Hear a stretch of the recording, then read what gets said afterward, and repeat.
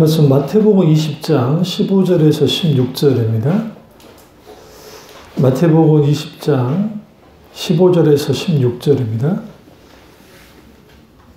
내 것을 가지고 내 뜻대로 할 것이 아니냐? 내가 선함으로 내가 악하게 보느냐? 이와 같이 나중된 자로 먼저 되고 먼저 된 자로서 나중되리라. 아멘. 말씀 제목은 주님의 거꾸로의 법칙이라는 제목으로 말씀 나누도록 하겠습니다. 주님의 거꾸로의 법칙이라는 제목으로 말씀 나누도록 하겠습니다. 오늘 말씀 제목은 원래 이제 20장 1절부터 16절까지 봐야 되거든요. 이제 말씀 많이 길기 때문에 포도원의 풋금 비유에 대한 예수님의 말씀을 쭉 들여다보도록 하겠습니다. 우리가 이제 19장, 그 다음에 20장의 중심이 되는 말씀이 무엇인가? 그러면 19장 30절 보세요. 그러나 먼저 된 자로서 나중되고 나중진 자로서 먼저 될 자가 많으니라 라는 말씀과 20장 16절 이와 같이 나중된 자로서 먼저 되고 먼저 된 자로서 나중되리라. 이 말씀이 이제 두 가지가 핵심이에요. 재밌는 것은 이 두 말씀의 순서가 바뀌어 있어요. 그러니까 19장 30절은 먼저 된 자에 대한 이야기를 합니다. 그리고 나중될 거야 라고 하고, 근데 16절은 나중된 자가 먼저 될 거야 라는 말씀은 하는 거예요. 그럼 여기서 우리가 중요한 게 핵심은 뭐예요? 앞에 있는 말씀은 먼저 된 자에 대한 말씀이라고 한다면 방점이 뒤에는 나중된 자에 대한 강조를 하고 있는 겁니다.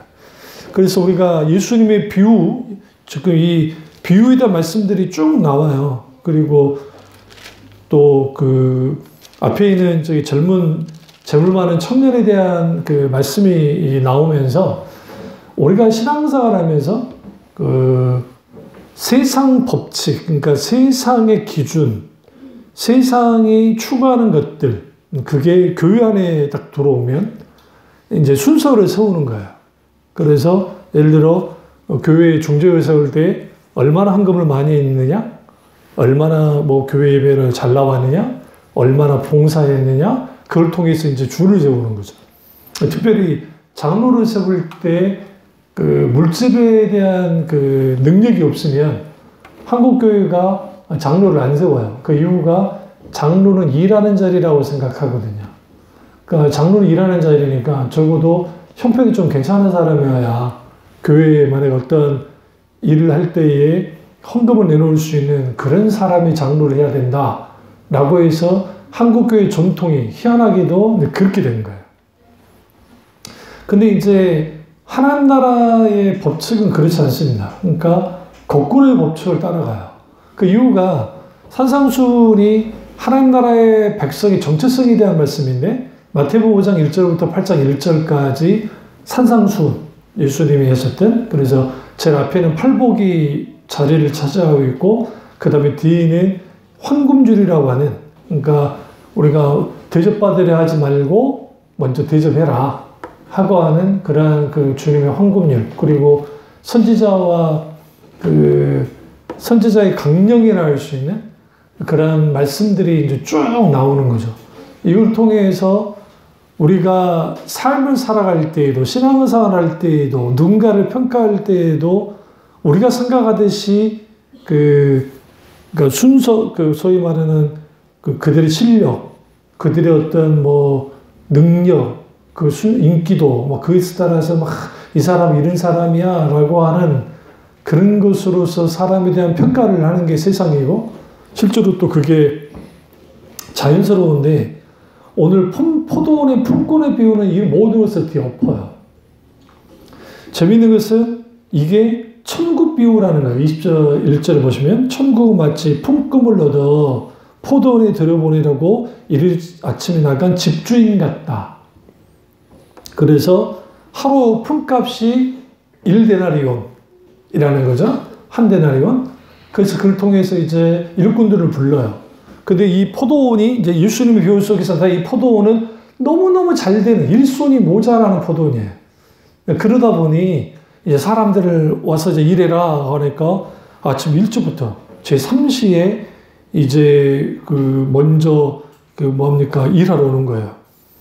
여기 제3시는 9시를 뜻합니다. 오전 9시에 일하러 오고, 그 다음에 또 6시, 5절에 보시면 6시는 12시, 9시는 오후 3시, 그리고 9절에 있는 제11시는 오후 5시를 의미합니다.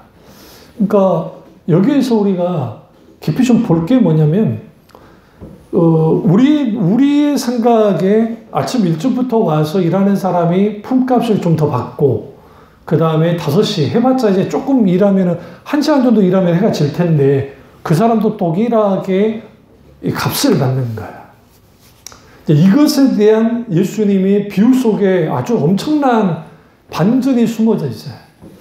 그러니까 우리가 신앙생활 하면서 내가 뭔가 업적을 많이 남기고, 뭔가를 내가 해서, 뭔가 내가, 잘났어 하고 싶단 말이죠.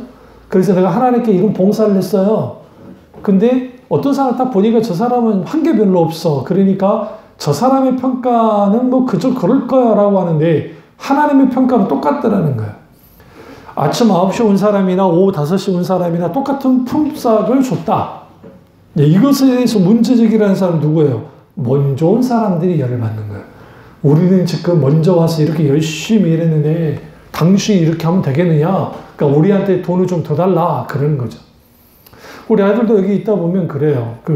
이제 질투의 화신들, 누구한테 잘 예뻐해주면 질투의 화신들. 우리 연희가 요즘 발음 잘하거든. 그러니까 우리 연희 잘 주거든. 그러니까 또 우리 질투의 화신 우리 민준이가 나도 잘했는데 그러니까 줄 수밖에 없는. 그러니까 그게 이제 당연한 거예요. 근데 이제 우리는 여기에서 한 가지 알아야 될 게, 하나님이 사람을 대하실 때, 그리고 평가하실 때, 그리고 더 중요한 거는 하나님께서 바라보는, 우리를 향해 바라보는 것과 우리가 우리를 바라보는 기준이 다 달라요. 모든 사람은 자기 기준에서 다 봐요. 그러니까 정치인들이 여기 보면 시끄러워요. 정말 시끄러워요. 정말 이 씨가 왔다가 한 씨가 왔다가 아주 그냥 지나다니지도 못하게 하거든요. 재밌는 게 이 씨가 와가지고 한 씨 욕을 하고 욕을 하고 막 하고, 그 다음에 또 이 씨가 오면 한 씨가 오면 또 이 씨 욕하고 막 그거밖에 없어요. 그 이상도 기하도 없는. 그런데 그들 입장에서 들어보면 그럴싸해요. 그 말이 맞는 것 같기도 해. 그러나 사실은 그거는 딱 들여다보시면 모든 사람은 자기 기준에서 다 봐요. 그래서 뭐 정치적인 어떤 시각이든 신앙에 대한 시각도 마찬가지입니다. 그러니까 우리가 고난에 대하여, 우리가 이제 고난에 대하여 딱 앞에 딱 섰을 때, 힘들고 어려운 일이 있을 때, 그러면 뭐 이 또한 지나가리라고 하는 그러한 이제 오늘날 대한민국 사회 예능이나 모든 그런 분위기가 있고, 또 마치 그것이 신앙이냐 간증하는 그런 분들이 계세요. 연예인 이제 크리스찬들 중에. 그리고 또 그분도 아주 힘들고 어려운 상황을 이제 통감해서 나와서 이제 그런 간증을 하는 걸 제가 들은 적이 있습니다. 긍정적인 측면에서는 우리가 이것도 어쨌든 터널 안에 있다고 생각하고 언젠가는 벗어날 수 있으니까 우리 한번 잘 견딥시다라고 하는 긍정적 의미는 갖고 있습니다. 근데 기독 신앙은 그걸로 끝나지 않아요. 그러면 안 돼요. 무슨 말이냐면, 하나님이 우리에게 고난을 허용할 때, 힘들고 어려운 상황을 허용할 때에는 하나님의 목적이 있어요. 그냥 한 게 아니에요. 그러면 우리 여기서 두 가지를 해야 돼요. 첫째, 하나님 이 상황에서 어떻게 해야 됩니까? 라고 물어야 되고, 첫 번째. 두 번째는 그 자체를 하나님께 가지고 나가야 돼요. 내가 고난의 상황에 있으면 고난을 묵상해야 돼요. 하나님 앞에. 힘들고 어려운 상황이 있으면 힘들고 어려운 상황을 주님 앞에 나아가서 묵상해야 돼. 그 이유는 하나님께 끌고 나가야 내가 이유를 알기 위해서가 아니라 이 모든 상황 속에서 내가 이길 수 있는 힘을, 또 이거를 잘 감당할 만한 믿음을 하나님께로부터 공급을 받기 시작합니다. 근데 이게 안 되어지면 우리 한번 견디자. 어차피 이건 지나갈 거니까 바둥바둥 하지 말자. 그리고 하루하루 견디면 돼. 그게 불교예요. 기독교가 아니라고요. 불교는 그거죠. 우리 앞에 있는 거 연연하지 말고 살자.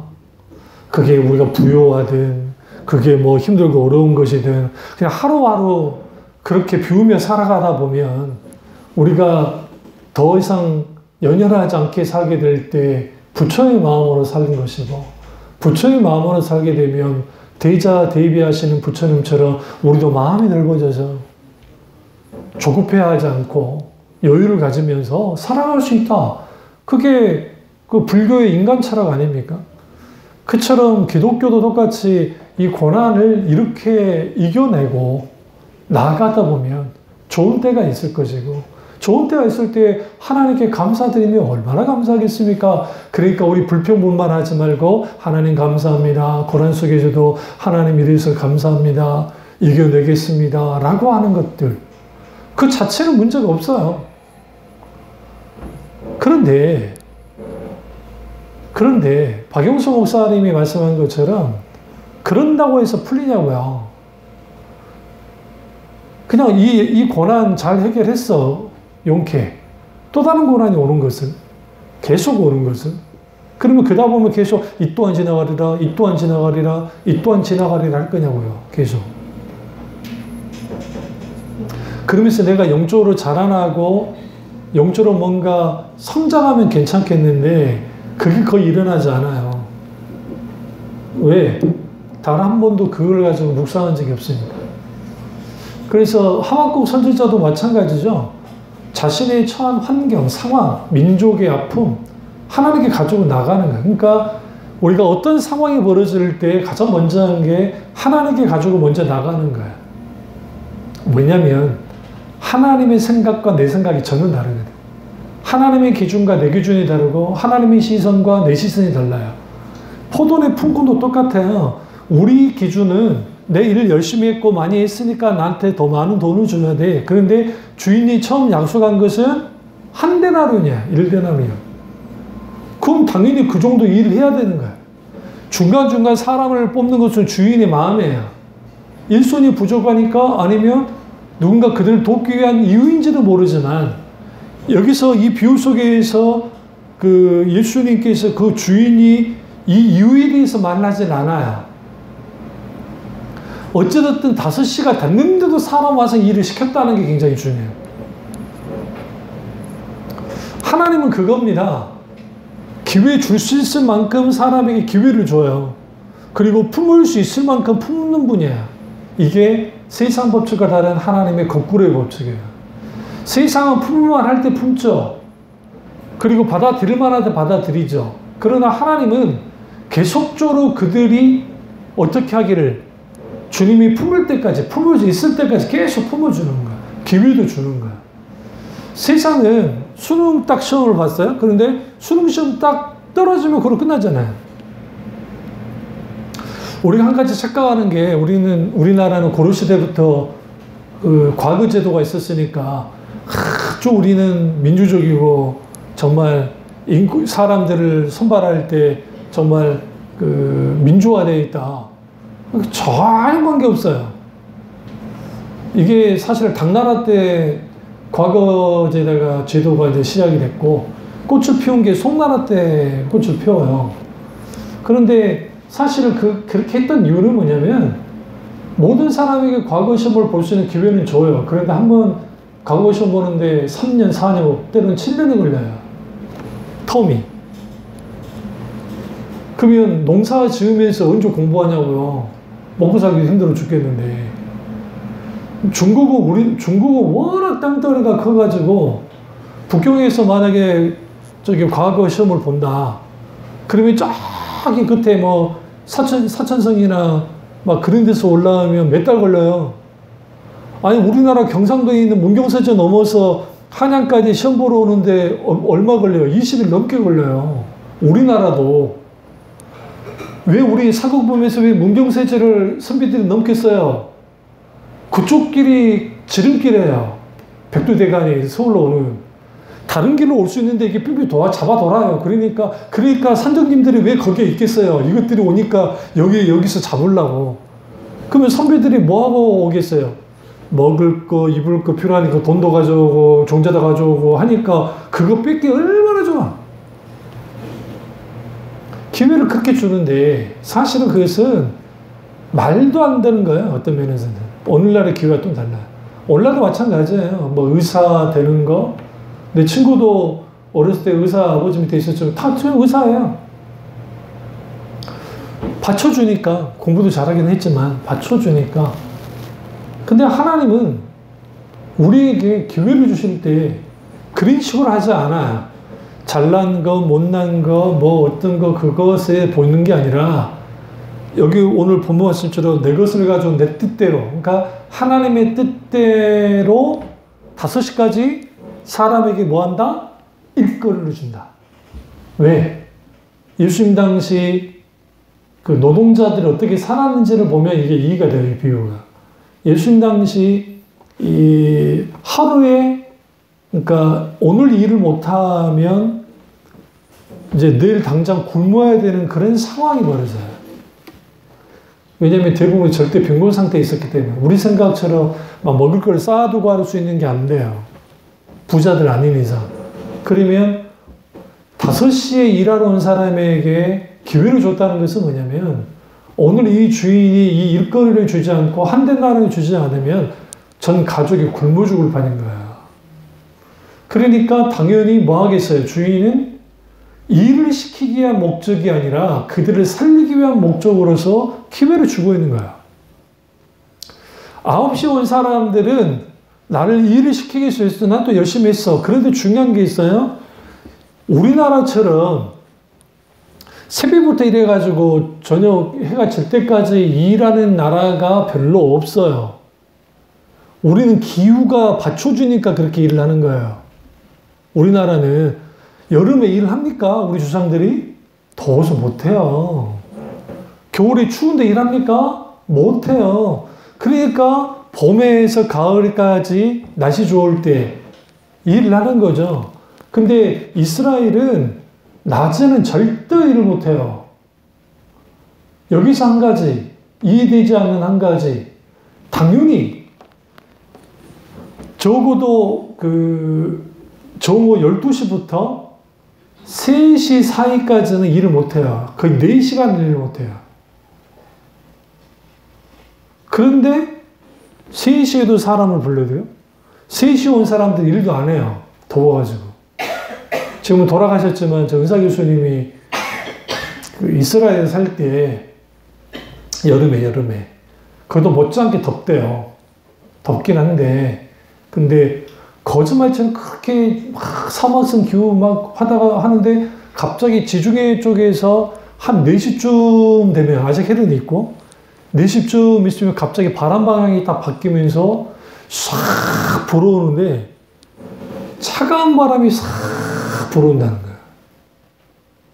거짓말처럼. 그게 뭐 특별하게 기상이변이 있지 않는 이상은 그 일이 있는 거예요. 근데 재밌는 것은 이스라엘 현지에 사는 사람들이 그때 움직여요. 알거든. 우리가 저 관광객들은 미쳐가지고 하나라도 우리는 더 봐야 돼. 12시고 1시고 2시가 상관없어. 저 죽어. 막 못 봐. 지쳐있어요. 그걸 하나님은 은혜의 바람이라고 부릅니다. 은혜의 바람. 그럼 여기서 주인의 의도를 알겠죠? 3시에 불렀다 일시킬 목적이 아니에요. 5시 불렀다 일시킬 목적이 아니에요. 9시 부른 사람? 그 사람은 자기는 어떻게 생각할지 모르지만 일을 시키러 부른 건 사실이고 하지만 사실 9시 온 사람은 일을 시키기 위한 것도 있고 9시 나머지 12시부터 3시 그 다음에 5시까지는 사실상 일을 시키기 위한 것보다는 기회를 주기 위한 거였어요. 여기서 하나님은 우리에게 어떤 사역을 맡기고 삶을 살고 신앙생활을 해나갈 때에 우리 이런 착각을 하면 신앙생활하면 안 돼요. 나는 어떻게든 하나님께 쓸모가 있는 사람이 돼야 돼. 그래서 나는 쓸모가 있는 사람으로서 뭔가 하면서 살 거야. 그러니까 하나님 내가 쓸모있는 인간이 되게 해주세요. 믿습니다. 하나님 나는 이렇게 세워주시고 이런 일꾼 삼아주셔서 내가 쓸모있게 살겠습니다. 라고 하는 거, 그 기도 자체는 문제될 게 하나도 없어요. 근데 하나님이 이렇게 말해요. 너 쓸모있고 싶니? 네, 쓸모있고 싶은데요. 근데 야, 나는 너 자체로서 쓸모가 있다고 생각해. 근데 네가 네 능력으로 쓸모있게 하려 하잖아? 근데 난 그거 원치 않아. 네가 쓸모있으려면 나와 함께, 나의 권위 아래에 있으면서, 내 기회 속에서 나와 함께 있으면 너는 쓸모가 있어지는 거야. 하나님의 사람들이 다 쓸모없는 자리에 한 번씩 내려가요. 그 대표적인 요셉이 노예가 되고 종이 되어서는 쓸모없는 자리에 내려가잖아요. 이게 왜 하나님이 그렇게 하시냐면, 많은 사람들이 요셉 하면 딱 떠오르는 거, 총리. 그가 총리가 됐고 그가 쓸모있는 사람이 됐기 때문에 하나님이 인정한다고 생각합니까? 아니에요. 그게 아니에요. 그럼 착각이에요. 그가 총리까지 간 것은 하나님께서 그렇게 되도록 만드신 건 사실이에요. 다만 중요한 건 뭐냐면 그가 잘나서 되어진 건 아닌 건 분명히 알아요, 본인이. 그렇기 때문에 하나님께서 내게 기회를 주셨다는 거죠. 그리고 그 기회를 통해서 그 사람이 크기만큼 그 일을 감당하는 거예요, 주님 은혜 안에서. 그러면 돼요. 근데 요셉이 하나님 보십시오. 내가 이렇게 했어요. 안 했잖아요. 겸손하게 있잖아요. 그 모든 게 자기가 된 게 아니니까. 왜 하나님이 다윗에게 그렇게 하나님이 분노했을까? 성경 보시면 하나님이 그 우리아를 죽였을 때도 그렇게까지 분노하지 않았는데 인구조사를 했을 때 하나님이 크게 분노를 합니다.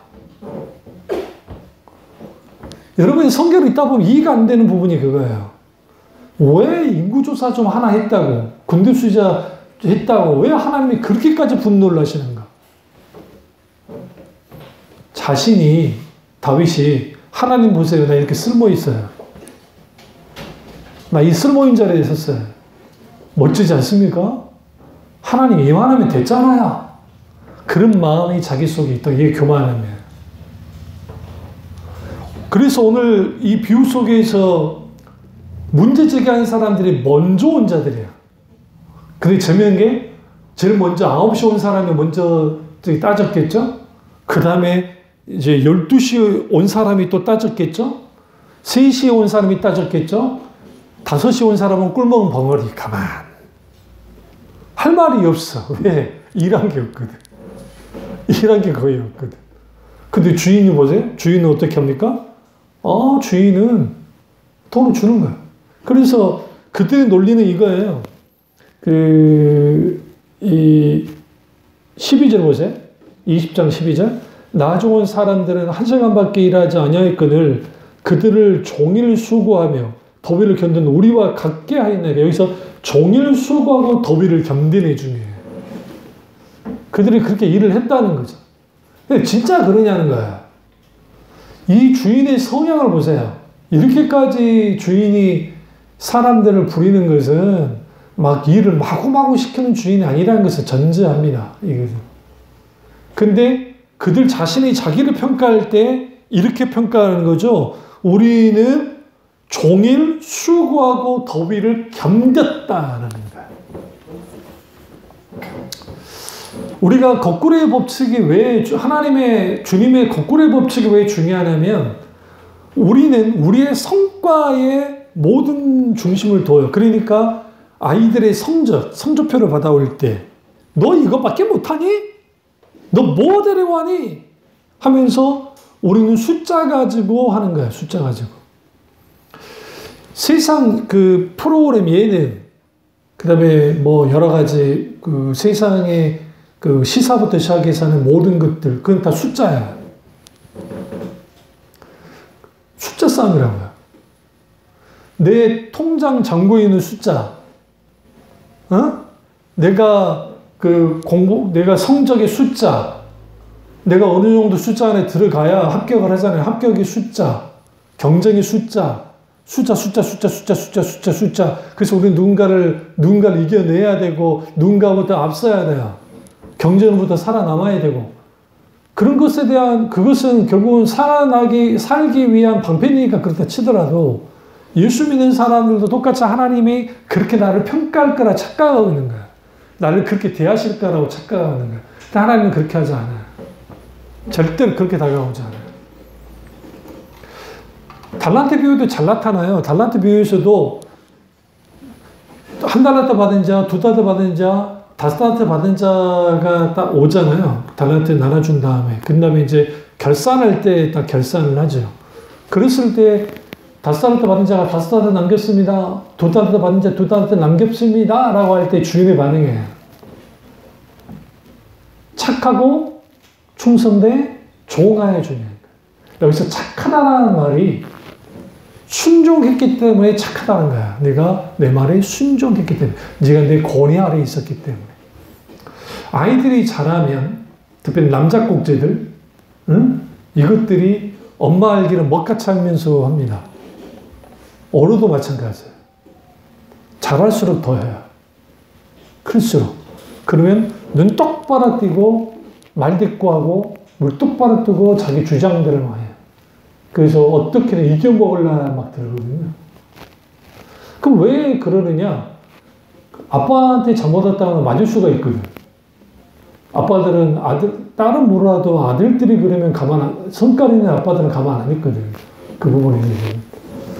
근데 이제 그렇게 마치 자기 막 하는 거 대들죠. 우리도 똑같이 하나님께 그렇게 할 때가 많아요.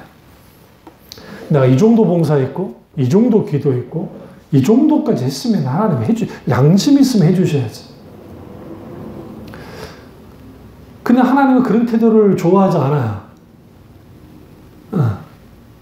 어떤 걸 원하냐면, 성패와 관계없이, 그러니까 성공과 실패와 관계없이 주님 말씀에 순종하기를 원해요.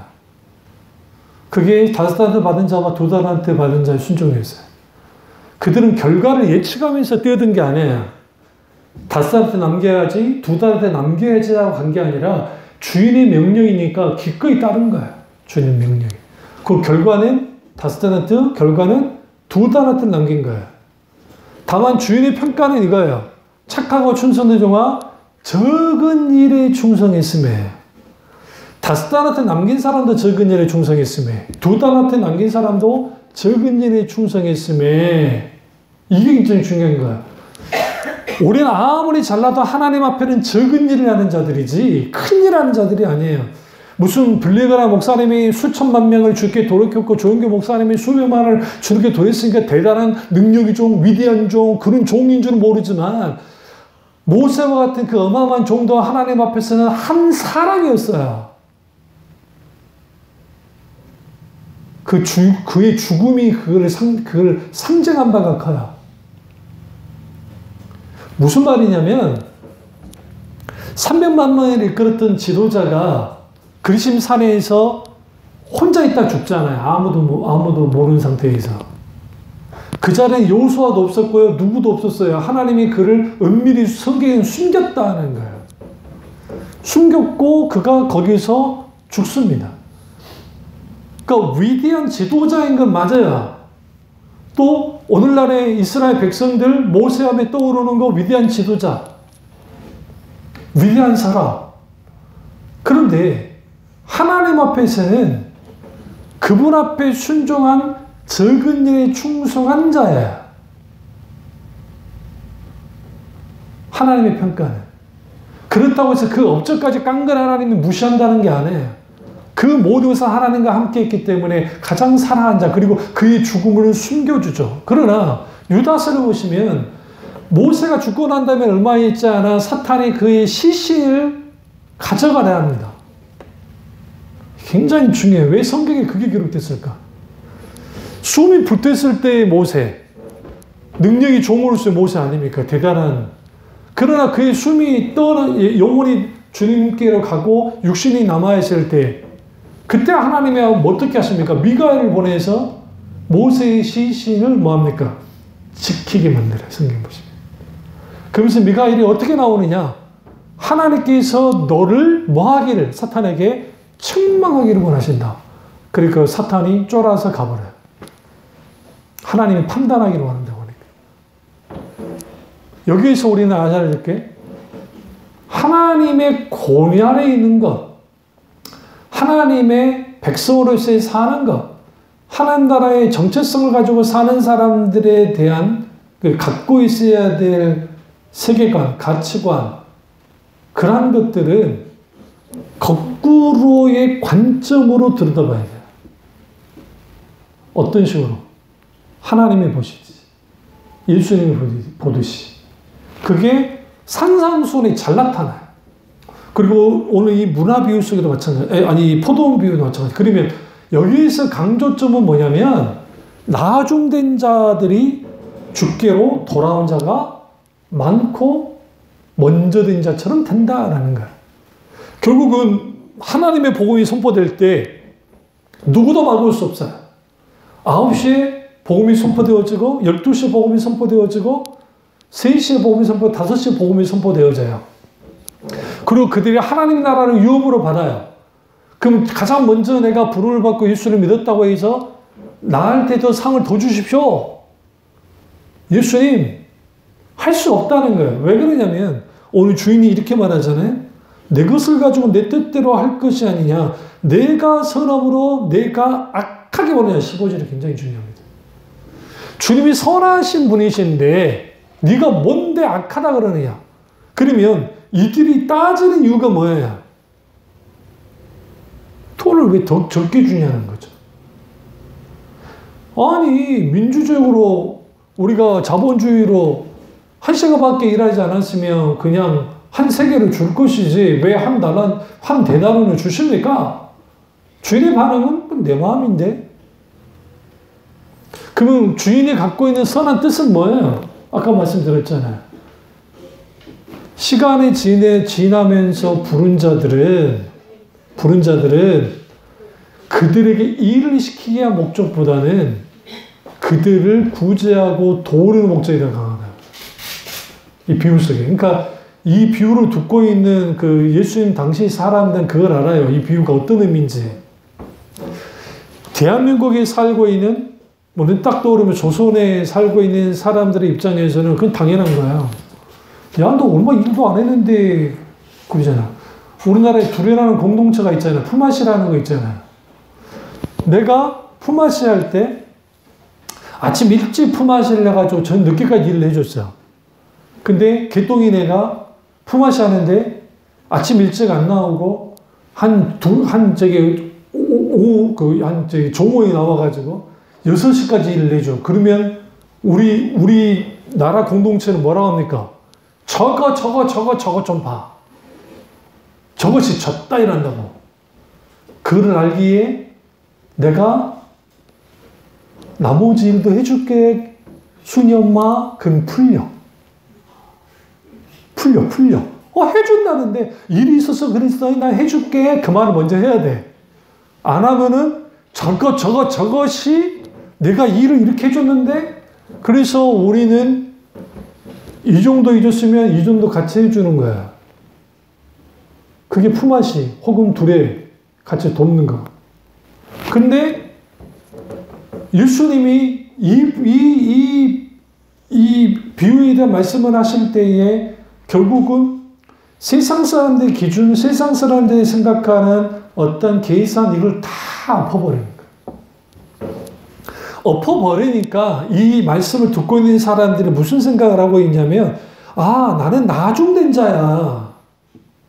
나는 바리새인 같은 사람도 아니고 나는 종교 지도자 같은 그런 사람은 아니었어. 그런데 내가 예수를 믿게 되어졌어. 그렇다 한다면 나중된 자가 먼저 되고 먼저 된 자가 나중되는 일들이 일어날 거라는 거예요.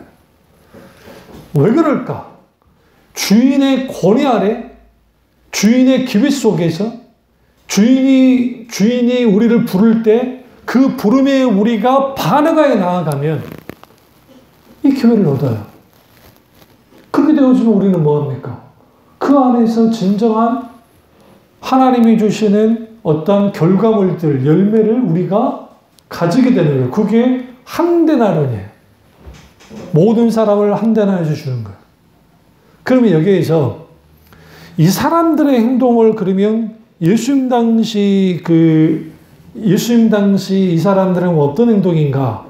여기서 한 가지 우리가 놓치지 말아야 할 게 있어요. 여기 일하러 온 사람들 있잖아요. 자, 보세요. 오늘만 일할 거예요? 잘 생각해 보시라고요. 오늘만 일할 거냐고요. 이 주인은 지금 포도원의 이 주인은 부자예요. 포도원 농사와 올리브 농사와 무화과나무 농사 중에 가장 힘든 게 포도원 농사예요. 그 이유가 포도원은 밑에 막 풀이라든지 막 흙이라든지 이런 게 막 그림에 벌레도 꾸고 하기 때문에 이게 농사가 쉽지가 않아요. 그래서 어쩌다 손이 제일 많이 가는 게 포도원이에요. 가꾸는 것도 쉽지 않고. 근데 지금 이 사람들의 반응은 오늘 하루만 일할 것처럼 주인에게 따지고 있는 거예요. 더 재밌는 거. 10절, 우리의 착각. 먼저 온 자들이 와서 더 받을 줄 알았더니 그들도 한 데나리온씩 받은지라.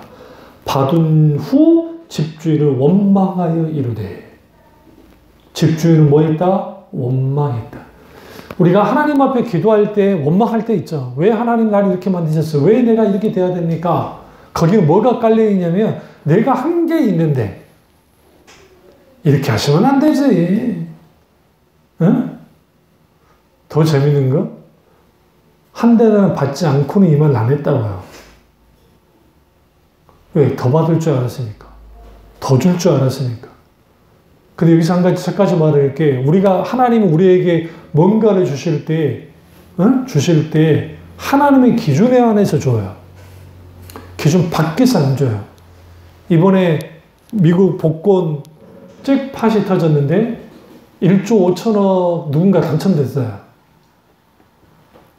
당첨자가 나왔어요. 계속 안 나오다가 놀라지도 않네. 1조 5천억이라고요. 응?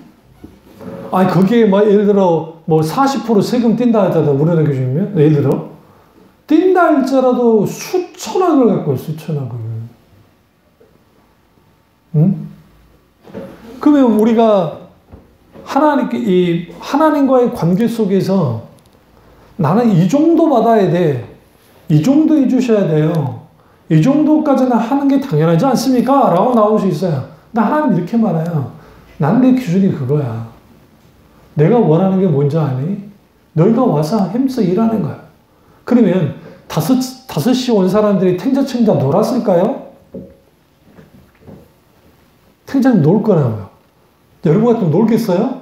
아니지. 저 보는 눈들이 있는데 열심히 하죠.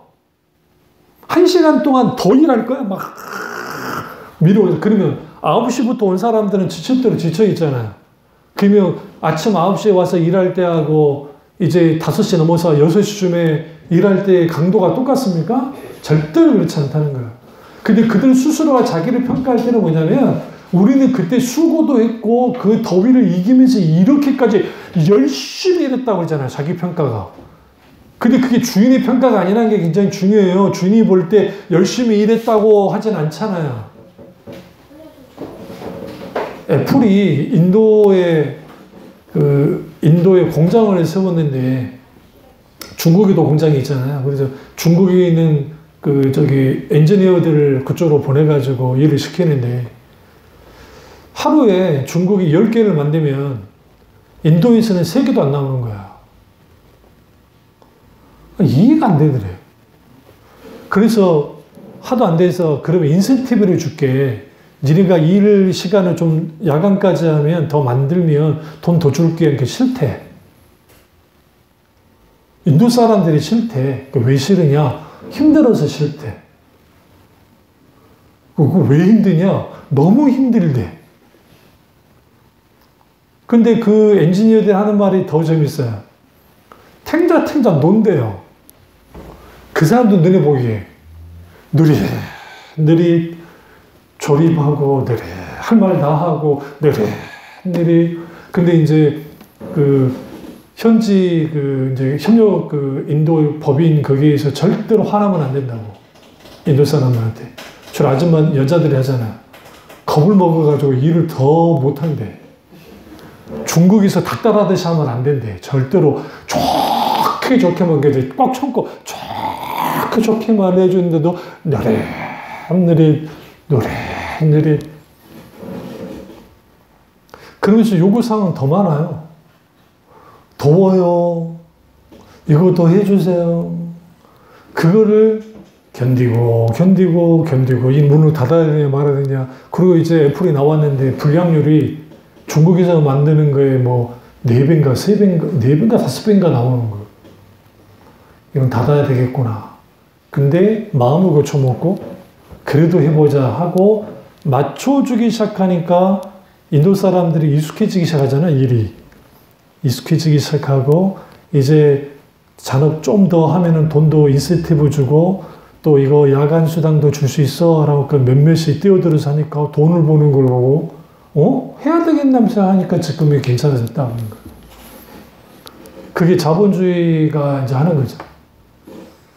하나님이 우리에게 자본주의적으로 말 그대로 성과 위주로 너 이렇게 하면 안 돼, 너 이렇게 해야 돼 라는 식으로 우리에게 다가왔으면 모든 사람 끝장이 났어요.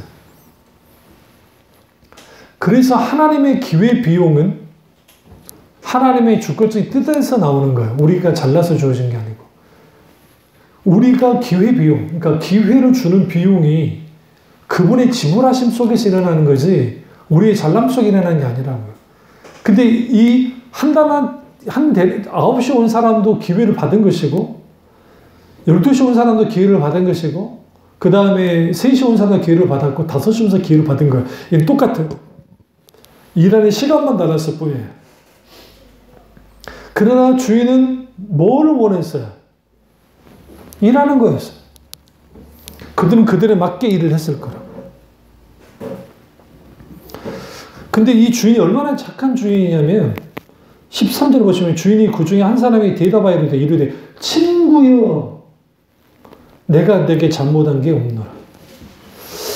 우리 이 표현을 너무 쉽게 넘어가면 안 돼요. 친구라는 표현이 뭐예요? 지금 이 사람들이 빚쟁이가 빚받는 듯이 했잖아요. 우리한테 더 줄 줄 알았는데 왜 안 줘? 그렇게 나왔단 말이에요. 근데 갑자기 친구야. 여기서 이 주인이 어떤 주인인지 알겠죠?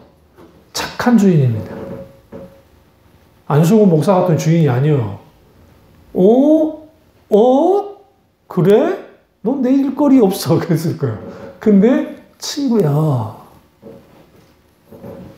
내가 잘못한 게 없어. 내가 나와 한 데나리를 약속했잖아.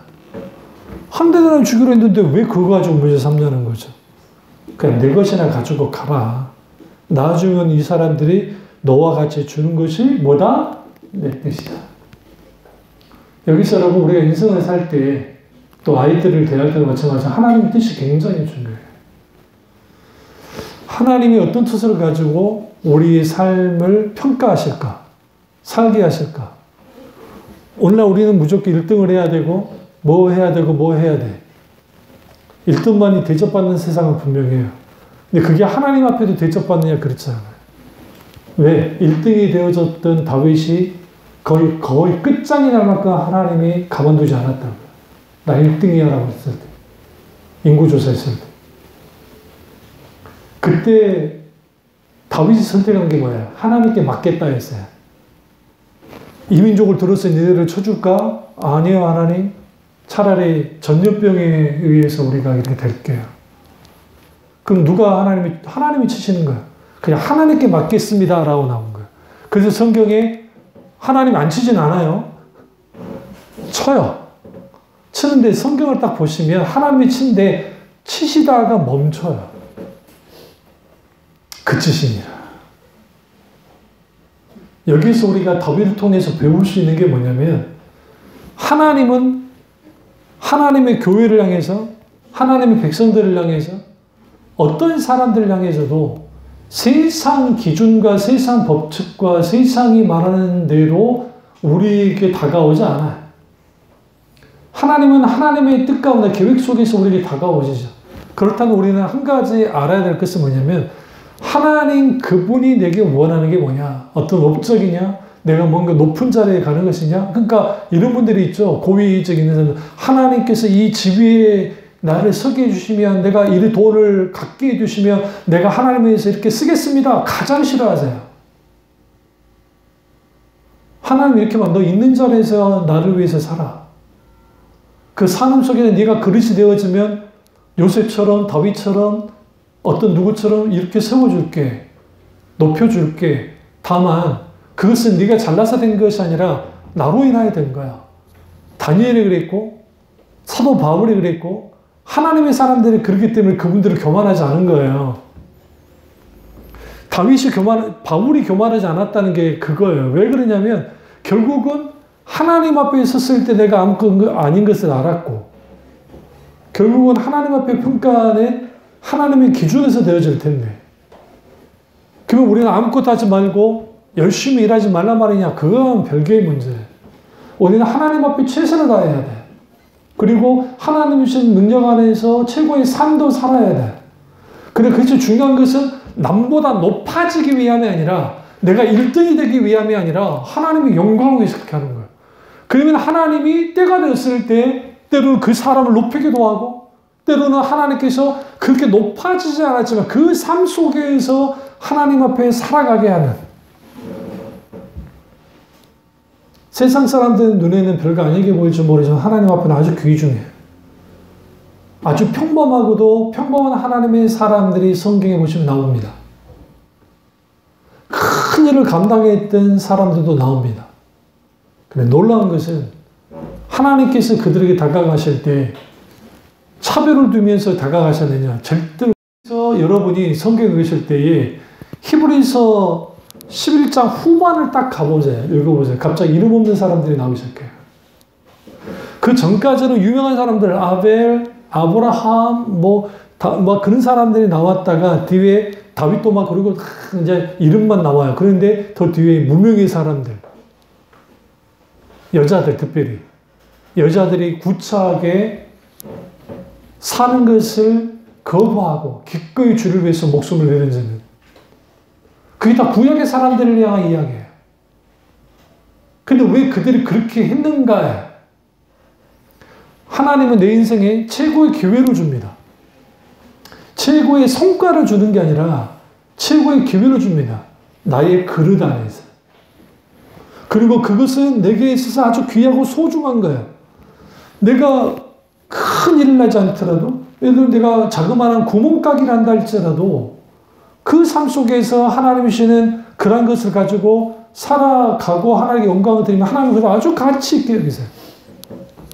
그래서 여러분 이 말씀 끝내겠습니다.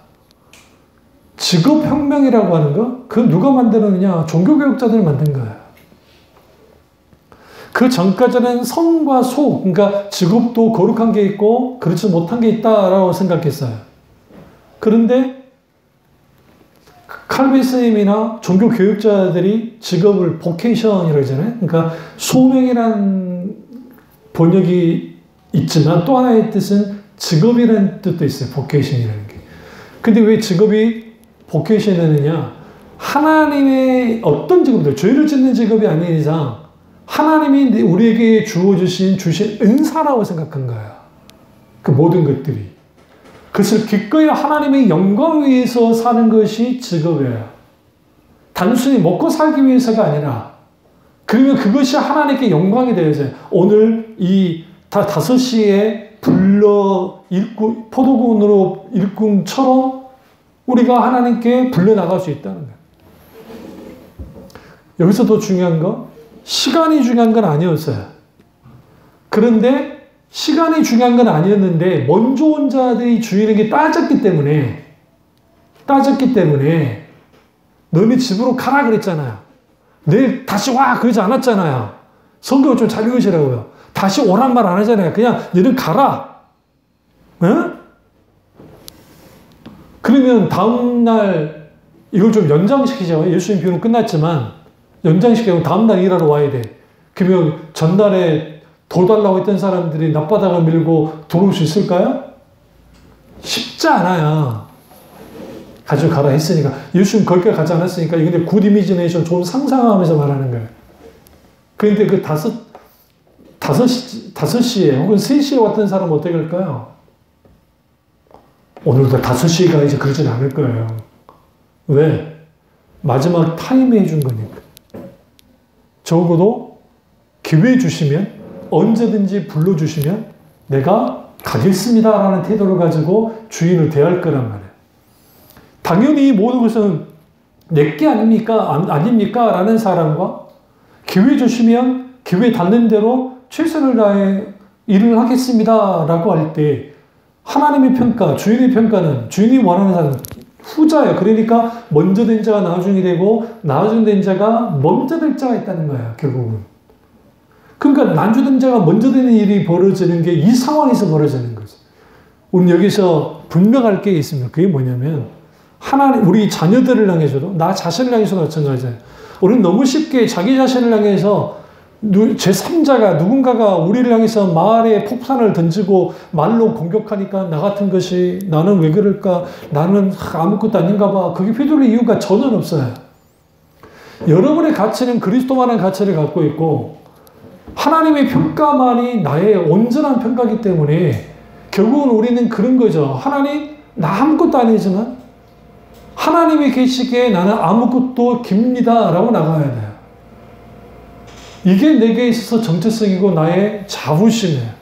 예수 믿는 자의 자부심은 거기에 있어요.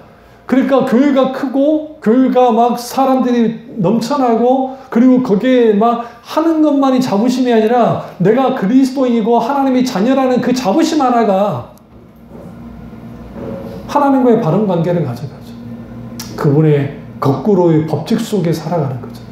거기에 자유가 있고 거기에 평안함이 있고 거기에 기쁨이 있고 거기에 놀라운 승리가 있습니다. 이 놀라운 은혜가 저와 여러분께로 주님으로 축원합니다. 기도하시겠습니다. 기도하실 때 오늘 이 말씀이 나의 말씀이죠. 우리 말씀 되게 대해 잠깐 기도하겠습니다.